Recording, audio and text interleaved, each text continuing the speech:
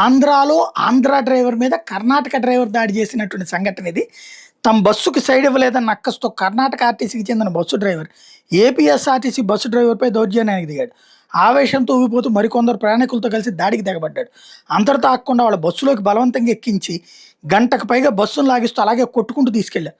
ఈ సంఘటన నంద్యాల జిల్లా శ్రీశైలంలో ఆదివారం చోటు చేసుకుంది. బాధితులు పోలీసుల కథనం మేరకు ఆదివారం ఉదయం శ్రీశైలం శిఖరం వద్ద వరుసగా బస్సులు నిలిచాయి. ఆ బస్సుల క్రమాన్ని కాదని పక్క నుంచి వచ్చినటువంటి కేఎస్ఆర్టీసీ KA28F2571 బస్సు రోడ్డు దిగడంతో టైర్ పంక్చర్ అయింది. ఇందుకు కారణం నువ్వేనంటూ అన్నమయ్య జిల్లా పీలేరు డిపోకి చెందినటువంటి AP40Z0616 కడప తిరుపతి వెళ్లే ఆర్టీసీ బస్సు డ్రైవర్ చాందు భాష మీద కర్ణాటక డ్రైవర్ సంగప్ప చలువారి గొడవకు దిగాడు.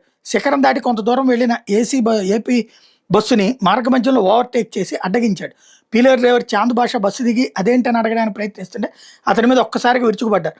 దాడికి పాల్పడుతున్న డ్రైవర్ కండక్టర్లకు బస్సులోనే ఉన్న కొందరు కన్నడిగులు కూడా సహకరించారు. అందరూ కలిసి డ్రైవర్ చాందు భాషను బలవంతంగా వారి బస్సులోకి ఎక్కించారు. డోర్నాలు చేరే వరకు దారి పొడవునా సుమారు గంటకు పైగా ఇష్టానుసారంగా చితకబాదారు.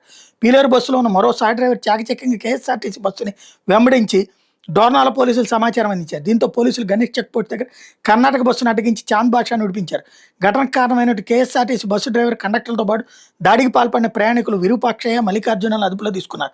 ఉన్నతాధికారుల సూచన మేరకు వాళ్ళని శ్రీశైలం 1వ పట్టణ పోలీస్ స్టేషన్ తరలించి విచారణ చేపట్టినట్టు సీఐ జీవన్ గంగనాథ్ తెలిపారు.